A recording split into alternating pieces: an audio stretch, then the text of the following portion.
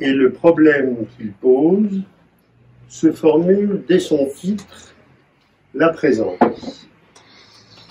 Un terme dont les connotations métaphysiques et religieuses nous sont évitées par le premier texte, celui de Colette Solaire, qui d'emblée le met au pluriel, les présences de Jacques Lacan. Car célébrer la date d'une mort n'est pas un geste anodin.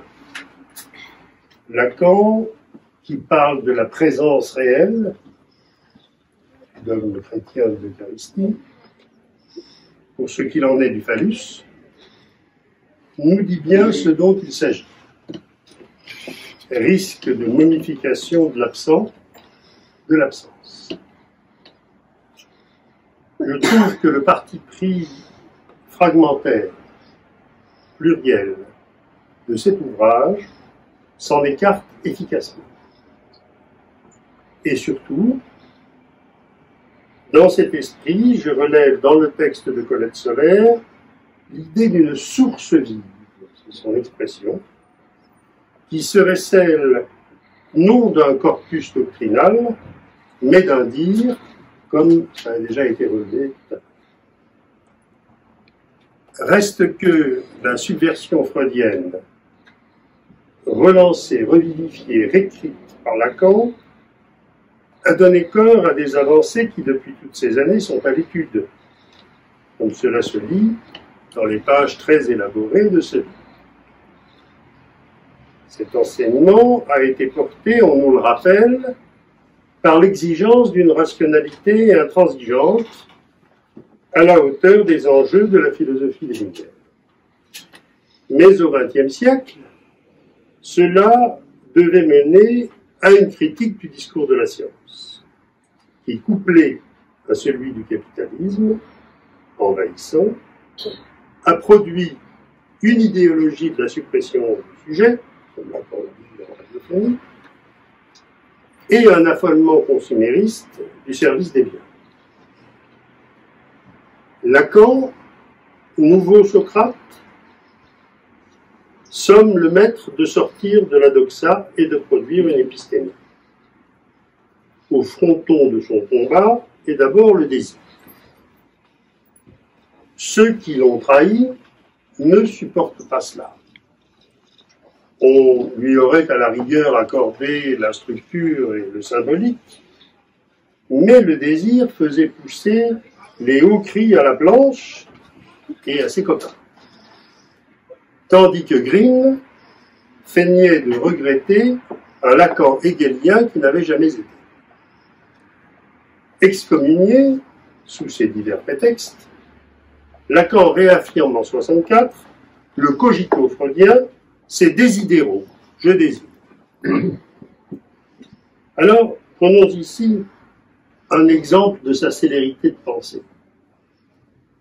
Aussitôt, il se distingue de l'influence existentialiste de l'époque. Là où Sartre voulait un sujet de désir, Lacan répond que le sujet est sujet au fantasme.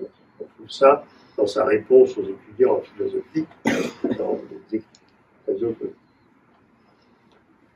À partir de là, sans reprendre haleine, ses élèves apprennent que c'est du désir inconscient qu'il s'agit et que le sujet défaille à l'endroit de l'objet. C'est barré, professeur Petita, tout le monde connaît ça. Et que cet objet n'est d'aucun étant. Du même coup, manque d'objet et ce qui y fait suppléance, à la fois fixe et épisodique. Voilà ce qui se lit en quelques paragraphes, par exemple dans la 5e réponse de Radiophonie, juste avant le moment où il parle de l'idéologie positiviste de suppression du sujet. Agilité de cette énonciation formant un dit qui rebondit. Presque tous les auteurs de notre ouvrage décrivent à l'envi la relance toujours instante de la lecture des écrits et des séminaires de Lacan et la surprise qui chaque fois en renouvelle la saisie. Cette vivacité fut donc vitale pour maintenir la subversion freudienne.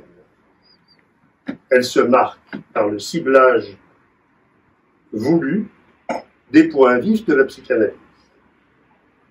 Alors que s'était emmuré l'Institut de sélection des analystes, Lacan désigne pour cible le point où chacun en vient à s'autoriser.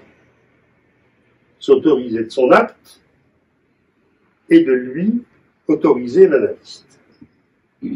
Sans doute y a-t-il chez Lacan un goût de l'acte, porté au rang de leçon d'éthique.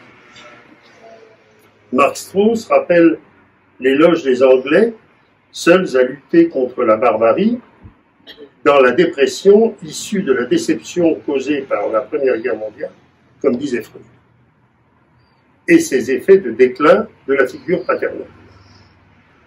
Patrick Barillot et Mark Strauss situent le point où cela nous mène, la chance ou le défi d'une psychanalyse au-delà de Dieu. Question donc à cette lecture, et aussi bien question de notre pratique quotidienne, est-ce que nous levons cette option et relevons ce défi? En sommes-nous en état? Avertis de la structure et de sa faille, pouvons-nous nous déprendre de la sinistre comédie jouée sur la scène du monde par la religion, le racisme, les formes toujours caricaturales du despotisme et de la corruption? Voulons-nous bien sortir du débat sans issue sur l'indifférentisme freudien en politique et de la pause au pessimisme culturel? Saluerons-nous, à l'école de la vitalité de Lacan, et avec le poète, le vivace et le bel aujourd'hui?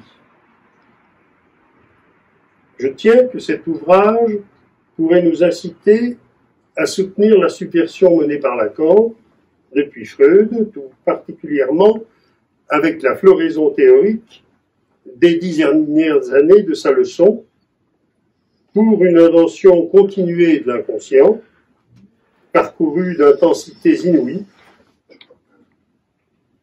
éclairs à capter dans la cure et dans la société, où elles font acte.